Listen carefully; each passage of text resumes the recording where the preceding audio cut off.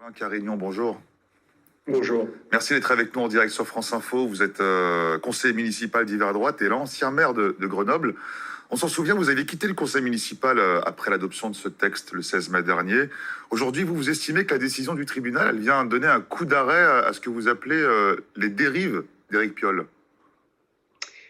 Oui, tous les groupes d'opposition, puisque moi je suis président du premier groupe d'opposition, mais tous les groupes d'opposition ont quitté le conseil municipal de la gauche à la droite en passant par le centre pour protester contre la position et la méthode d'Éric Piolle. Aujourd'hui, notre groupe demande à Éric Piolle de renoncer à faire appel de cette décision et dans un esprit d'apaisement qui est d'ailleurs le rôle du maire.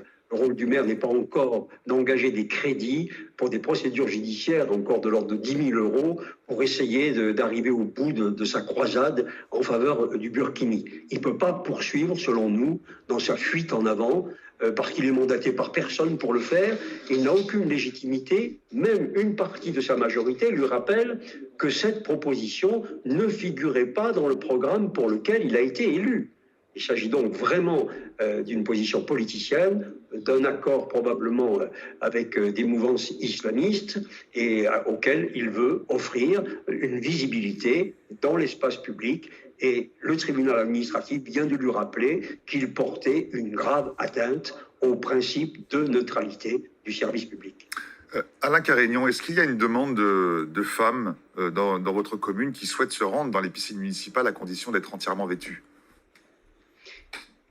Éric Piolle a répondu à la demande d'une association à caractère islamiste de promotion de l'islam politique dans l'espace public, car évidemment, les musulmans, dans leur immense majorité, n'effectuent aucunement cette demande. Ils sont d'ailleurs très divisés sur le sujet. Éric Piolle les divise, il divise les Grenoblois, il divise sa majorité, alors qu'il y a des problèmes extrêmement urgents pour la ville auxquels il ne s'attaque aucunement, et il s'engage dans cette voie. C'est infamant pour la ville.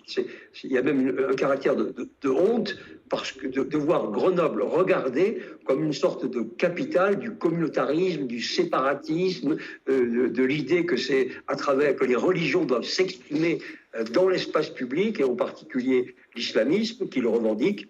Je crois que c'est tout cela que nous combattons, et c'est la raison pour laquelle nous lançons un appel. Écoutez, reprenez votre raison, acceptez la décision du tribunal et ne poursuivez pas cette bataille judiciaire qui nuit à la ville, qui nuit à l'universalisme républicain que nous défendons tous, qu'une grande partie de républicains de tous les bords ont défendu à Grenoble et que nous continuerons à défendre avec vigueur.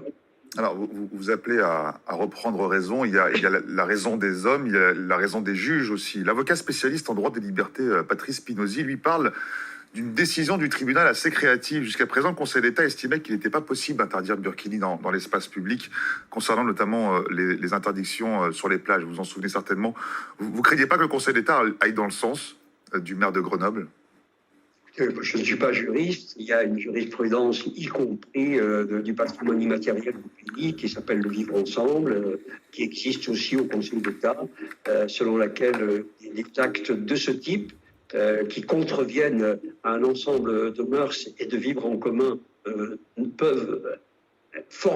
pourraient être acceptés et ne le sont pas à cause de ce patrimoine immatériel qui est l'ensemble des mœurs, des méthodes, de la représentation qui est celle de notre pays. Et là, en l'occurrence, très précisément, nous avons une revendication de l'islamisme dans son expression politique qui veut gagner du terrain pour se montrer, s'exposer et d'une certaine manière provoquer. Donc je crois vraiment, avec tout ce que notre pays a vécu, tout ce qu'il a traversé, qu'il est le rôle des maires n'est pas d'encourager ce séparatisme, mais au contraire, il est de combattre avec fermeté. Merci à Alain Carignon qui était avec nous tout à l'heure sur France Info.